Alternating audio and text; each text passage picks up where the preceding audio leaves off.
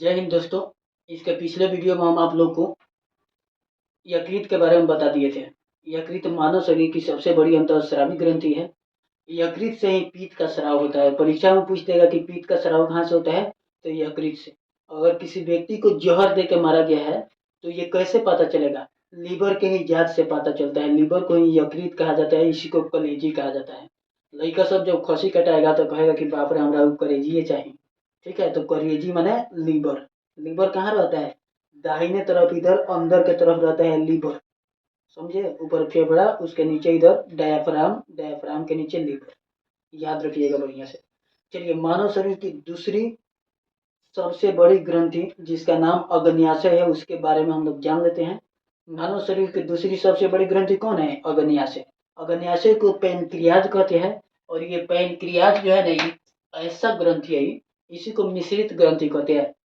यह अंतःस्रावी ग्रंथि भी है, बहिस्रावी ग्रंथि भी है। आप जानते हैं अंतःस्रावी ग्रंथि नलिकाहीन होती है और बहिस्रावी ग्रंथि उसमें नलिका होता है। ठीक है, नलिका युक्त होती है। तो देखिए ध्यान से, जो अग्न्याशय है तो इसको पैनक्रियाज भी कहा जाता है। पैनक्रियाज से क्या क्या निकलता है? ऐसे LETN, लाइपेज, एमाइलेज, ट्रिप्सिन और न्यूक्लियस, 4 एंजाइम निकलता है। चारों एंजाइम का स्राव कहाँ से होता है? अग्न्याशय से। अच्छे से याद रखिएगा। पूछा जाएगा लाइपेज का स्राव कहाँ से होता है? अग्न्याशय से। एमाइलेज का स्राव कहाँ से होता है? अग्न्याशय से। पैनक्रियाज से। चलिए, उसके बाद में ट्रिप्सिन का स्राव कहाँ से होता है? ट्रिप्सिन क्या है? एंजाइम है। ट्रिप्सिन एंजाइम का स्राव भी कहाँ से होता है? अग्न्याशय से, पैनक्रियाज से। न्यूक्लियस का स्राव कहाँ से होता है? उसका भी पैनक्रियाज से।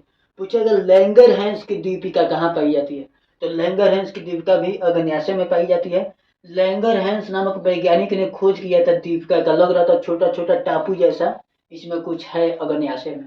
अग्न्याशय से जो रस स्रावित होता है ना, वो छोटी आंत में जाता है। इसको पूर्ण पाचक एंजाइम बोला जाता है। भोजन का पाचन कहाँ पूरा होता है? छोटी आंत में। याद रखिएगा अच्छा से। छोटी आंत का 3 गो भाग होता है, एक ड्यूडेनम, एक जेजुनम, एक इलियम। ठीक है, ड्यूडेनम यानी ग्रहणी, जेजुनम और इलियम। ड्यूडेनम का हिंदी नाम ग्रहणी है। तो छोटी आंत का 3 भाग जो होता है ना, ड्यूडेनम, जेजुनम और इलियम। तो इलियम में विलाई नाम का केशिका पाया जाता है, बहुत पतला पतला नस पाया जाता है। ठीक है, इलियम में, छोटी आंत में, वहीं पर भोजन का पाचन कंप्लीट होता है, पूर्ण होता है। पूछेगा परीक्षा में भोजन का पाचन कहाँ पूर्ण होता है, तो छोटी आंत में। छोटी आंत। छोटी आंत में किसका स्राव होता है? अग्न्याशय से निकले एंजाइम का, LETN एंजाइम का, 4 एंजाइम का, लाइपेज, एमाइलेज, ट्रिप्सिन और न्यूक्लियस का। और देखिए आगे क्या आपसे पूछ सकता है, लैंगरहैंस की दीपिका कहाँ पाई जाती है, तो अग्न्याशय में पाई जाती है। कहाँ पाई जाती है? अग्न्याशय में। अच्छा, लैंगरहैंस की दीपिका का खोज किसने किया? लैंगरहैंस नामक वैज्ञानिक ने किया। पूछेगा लैंगरहैंस में क्या क्या होता है, किस किस चीज का स्राव होता है। आपको हम पहले बता दिए कि अग्न्याशय मिश्रित ग्रंथि है, तो इसे हार्मोन और एंजाइम दोनों निकलता है। ये चारों एंजाइम हो गया। अब कौन कौन हार्मोन निकलता है वो हम लोग देख लेते हैं। देखिएगा ध्यान से। जो लैंगरहैंस की दीपिका होती है ना, ये 3 प्रकार के कोशिका से मिल के बनी होती है मुख्य रूप से। पहला का नाम है बीटा सेल यानी बीटा कोशिका। बीटा कोशिका से इंसुलिन हार्मोन का स्राव होता है।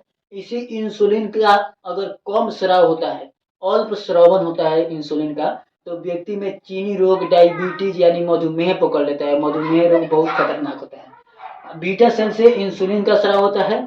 अगर इंसुलिन का कमी हो जाए तो क्या हो जाएगा? ग्लूकोज का पाचन नहीं होगा। जैसे ही शरीर में ग्लूकोज का मात्रा बढ़ा तो चिनिया रोग यानी मधुमेह, डायबिटीज होना तय है।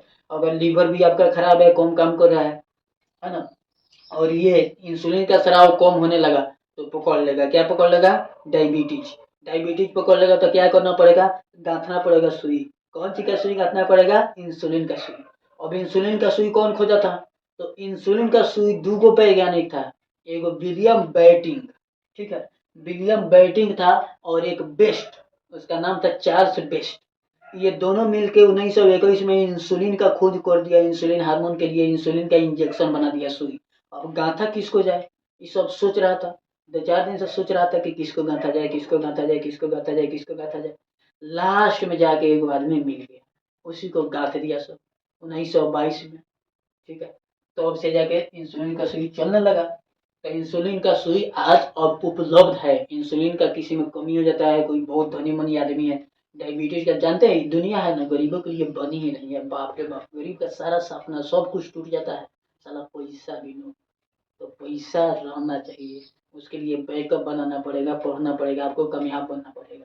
बहुत सारे ख्वाब अधूरे रह जाते हैं अगर आपके पास धन नहीं है तो अपना बैकअप बनाइए, ऐसा खा रहिए कि पूरे महफिल में सिर्फ आपका नाम। चलिए देखिए, तो यहाँ पर बीटा सेल से इंसुलिन निकलता है, अल्फा सेल से ग्लूकोन निकलता है, ग्लूकोन। ठीक है, ग्लूकोन क्या करता है, तो ग्लूकोज बनाने का काम करता है। जो ग्लूकोज होता है ना, ग्लूकोन ग्लाइकोजन को ग्लूकोज में चेंज कर देता है। जो गामा सेल होता है, गामा सेल से सोमेटोस्टेटिन निकलता है, सोमेटोस्टेटिन। ये सब मिलकर अलग अलग काम करते हैं, insulin, glucagon, somatostatin. Beta cell से इंसुलिन निकलेगा, अल्फा सेल से ग्लूकोन निकलेगा, गामा सेल से क्या निकलेगा, सोमेटोस्टेटिन। इंसुलिन के सुई का खोज किसने किया था, विलियम बैटिंग और चार्ल्स बेस्ट। ठीक है, तो ये सब काम था गन्याशय का। इसके अगले वीडियो में आपको एक और नए ग्रंथि के बारे में समझा देंगे, जो अधिकृत ग्रंथि होता है, अधिकृत ग्रंथि, एड्रीनलिन हार्मोन जहाँ से निकलता है, जिसको एड्रीनल ग्रंथि कहते हैं, जो किडनी के ऊपर पाया जाता है। ठीक है, उसके बारे में हम आपको बता देंगे। उससे निकलने वाले एड्रीनलिन हार्मोन को फाइट एंड फ्लाइट हार्मोन कहते हैं, लड़ो और उड़ो हार्मोन। ठीक है, तो मिलते हैं।